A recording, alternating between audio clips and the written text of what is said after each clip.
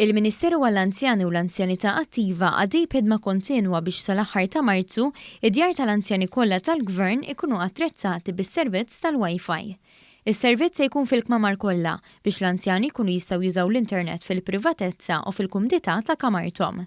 L-ewwel dar tal-Anzjani li ġiet magħmra b'Wi-Fi aċċessibbli minn kull kamra hija dik tal-Imtarfa li mis-Sibt il-123 anzjan u anzjana li jgħixu f'din id-dar bdew jużaw l-internet anke mill-kamra tagħhom u m'għandhomx għalfejn imorru f'post wieħed biex ikellmu lil qrabathom b'mod virtwali. L-istess servizz jingħata fid-djar tal-Anzjani tal-Furjana, tal-Mosta, tal-Mellieħa, taż-Żejtun, ta' Bormla u f'Żammit Klabb.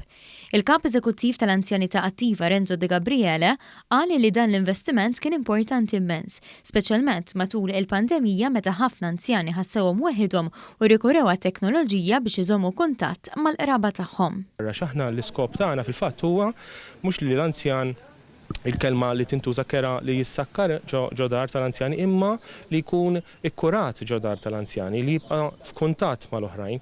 Il-COVID għamlet ħafna sfidi, però aħna qegħdin nuru li rridu dawn nelbuhom u naraw proġetti għall-futur biex aħna naqdu l-anzjani u nżommuhom fil-komunità. F'konferenza tal-aħbarijiet quddiem id-dar tal-Anzjani tal-Imtarfa, il-Ministru Michael Farrugia qal li fid-djar tal-Anzjani kollha se jitjiebu s-servizzi mhux biss dawk ta' diġitalizzazzjoni imma wkoll servizzi għal kura aħjar.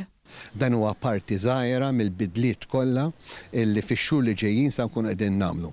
Għax aħna lill-anzjani illi fil-passat ħallewna il-Malta kif inhi, aħna rrid xogħolna huwa li ntejbuha. U fil-waqt li ntejbuha rridu nirritornaw ħajja aħjar ta' wens ukoll u ta' servizzi l-anzjani tagħna.